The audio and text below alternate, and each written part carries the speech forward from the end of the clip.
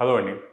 మీకు మోషన్‌కి వెళ్ళేటప్పుడు పెయిన్ కానీ, బ్లడ్ కానీ పడుతుందంటే, దానికి ఏంటి సింప్టమ్స్ ఏంటి? అసలు ఏంటిదది? ఎందుకు పడుతుంది? అనే దాని గురించి ఇవాళ డిస్కస్ చేద్దాం.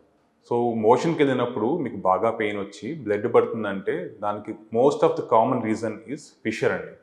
ఫిషర్ అంటే నథింగ్ బట్ మోషన్‌కి వెళ్ళే ద్వారం దగ్గర కట్ అవ్వడం. అది ఎలా కట్ అవుతుందంటే, మోషన్ గట్టిగా రావటం వల్ల ఆ రీజియన్‌లో కట్ అయ్యి అక్కడి నుంచి బ్లడ్ పడుతుంది. సో మోషన్ గట్టిగా ఎందుకు వస్తుంది అంటే అది కాన్స్టిపేషన్ అండి. కాన్స్టిపేషన్ వల్ల మోషన్ గట్టిగా వచ్చి ఆ మోషన్ పాస్ చేసేటప్పుడు ఆ మలద్వారం ఓపెన్ అవ్వాలి కదండి. ఆ ఓపెన్ అయ్యే రీజియన్ దగ్గర కట్ అవుతుంది. సో మీ మలద్వారం ఇలా ఉంటే మోషన్కి వెళ్ళేటప్పుడు ఇది ఇలా ఎక్స్పాండ్ అవుతుందండి. ఇలా ఎక్స్పాండ్ అయ్యి మోషన్ వచ్చేటప్పుడు మోషన్ గట్టిగా ఉండటం వల్ల లోపల నుంచి వచ్చేది బాగా స్ట్రెచ్ చేస్తుంది. అలా స్ట్రెచ్ చేసి ఇలా వచ్చేటప్పుడు ఈ రీజియన్లో కట్ అవుతుంది అనమాట. ఆ కట్ అయిన దాన్నే ఫిషర్ అంటాం. సో ఇదొక సైకిల్ లాగా ఉంటుందండి. మోషన్కి వెళ్ళినప్పుడు హార్డ్ స్టూల్స్ వస్తాయి. హార్డ్ స్టూల్స్ వచ్చినప్పుడు కట్ అవుతుంది.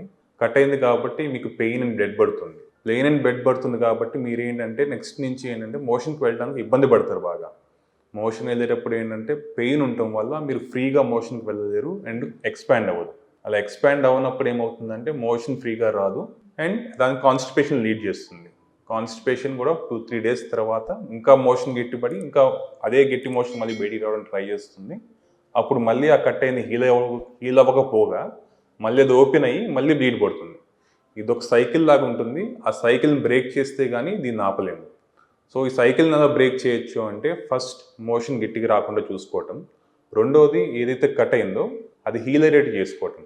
సో ఫస్ట్ మోషన్ గట్టిగా రాకుండా చూసుకోవాలంటే దాన్ని ఏం చేయాలంటే మీరు డైటరీ ఫైబర్ అంటారు. అంటే డైటరీ ఫైబర్ అంటే మీరు తీసుకునే ఆహారంలో ఫైబర్ కంటెంట్ ఎక్కువ ఉండే ఫుడ్స్ తీసుకోవాలి.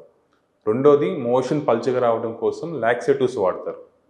తర్వాతది మీరు మోషన్ మెత్తగా వస్తున్నా సరే ఇది ఏదైతే కట్ అయిందో అది హీల్ అవ్వాలి అంటే ఆ రీజియన్లో మీకు బ్లడ్ సప్లై బాగుంటుంది కాబట్టి జస్ట్ హోమ్ రెమెడీ ఇది. దీని మెడికేషన్ అంటూ ఏముండదండి. హోమ్ రెమెడీ అంటే మీరు అది ఏదైతే ఎక్కడైతే హీల్ అవ్వాలో దాన్ని మీరు ఎన్హాన్స్ చేయాలి. ఎన్హాన్స్ చేయాలి అంటే సిడ్స్ బాత్ అంటే ఏమి ఉండదండి. ఒక టబ్ తీసుకుని గోరువెచ్చని నీరు ఉంటుంది. దానిలో ఒక 10 మినిట్స్ పాటు మీరు కూర్చుంటే ఈ రీజన్ మొత్తం అంతా బ్లడ్ సప్లై ఇంక్రీజ్ అవుతుంది. అప్పుడు అది హీలింగ్ అనేది ఫాస్ట్గా అవుతుంది. సో ఇదండి ట్రీట్మెంట్. సో దీనికి ఏంటంటే మీరు ఎక్కడైనా సరే ఈ సైకిల్ని మీరు బ్రేక్ చేస్తే ఆటోమేటిక్గా ఫిషర్ అనేది హీల్ అవుతుంది. సో ఫిషర్కి సర్జరీ అవసరమా లేదా అని అంటే ఫిషర్ అనేది అక్యూట్ కండిషన్, క్రానిక్ కండిషన్ 2 రకాలుగా ఉంటుంది. అంటే మీకు ఇమీడియట్గా మోషన్ పాస్ చేయడం వల్ల 1 వీక్లో మీకు ఫిషర్ అనేది ఏర్పడితే దానికి అబ్సల్యూట్గా సర్జరీ అనేది అవసరం లేదండి. అదే మీకు ఒక 6 మంత్స్ పీరియడ్గా మీకు కంటిన్యూస్గా ఫిషర్ ఫామ్ అవుతుంది, అది హీల్ అవుతుంది, మళ్ళీ గట్టిగా మోషన్ వచ్చి మళ్ళీ ఫిషర్ వస్తుంది. ఇలాంటి కండిషన్లో ఏంటంటే ఈ రీజియన్లో ఫైబ్రోసిస్ అనేది అవుతుందండి. సో మీకు మలద్వారం అనేది కొన్ని రోజుల తర్వాత ఇంతవరకే ఓపెన్ అవుతుంది, ఒక పార్ట్ వరకు పూర్తిగా ఓపెన్ అవ్వదు. అప్పుడు ఏమవుతుంది అంటే మీకు ఈ రీజన్ మొత్తం టైట్గా ఉంటుంది కాబట్టి ఈవెన్ దో మీరు లాక్సేటివ్స్ వాడినా సరే మోషన్ పల్చగా వచ్చినా సరే మీరు ఇబ్బంది పడుతూ ఉంటారు. అప్పుడు డెఫినెట్గా సర్జరీ అనేది అవసరం. ఏం సర్జరీ చేస్తాము అంటే ఇది ఏదైతే భాగం ఉందో ఆ భాగాన్ని ఎక్స్పాండ్ చేసేటట్టు స్పింక్టర్ మజిల్ కొంచెం వరకు కట్ చేస్తే ఎక్స్పాండ్ అవుతుంది. సో ఈ సర్జరీ ఎప్పుడు అవసరము, ఎప్పుడు చేయించుకోవాలనేది మీకు డెఫినెట్గా ఒక డాక్టర్ చూసి ఒక 2 వీక్స్ మెడికల్ మేనేజ్మెంట్ అంటే ఈ సిడ్స్ బాత్ అండ్ ఈ లాక్సేటివ్స్ వాడిన తర్వాత అప్పటికి కూడా మీకు సిమ్టమాటికల్గా రిలీఫ్ లేదు అంటే మాత్రమే సర్జరీ అడ్వైస్ చేస్తాం. అన్నెసెసరీగా సర్జరీకి అనేది దీనిలో వెళ్ళటం వల్ల ఉపయోగం లేదండి.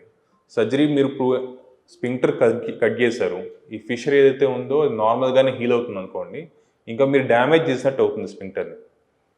సో సర్జరీ అనేది secondary option. Primary option is medical management in which laxatives use చేయడం అండ్ హోమ్ రెమెడీస్ యూజ్ చేయడం, అంతే అండి.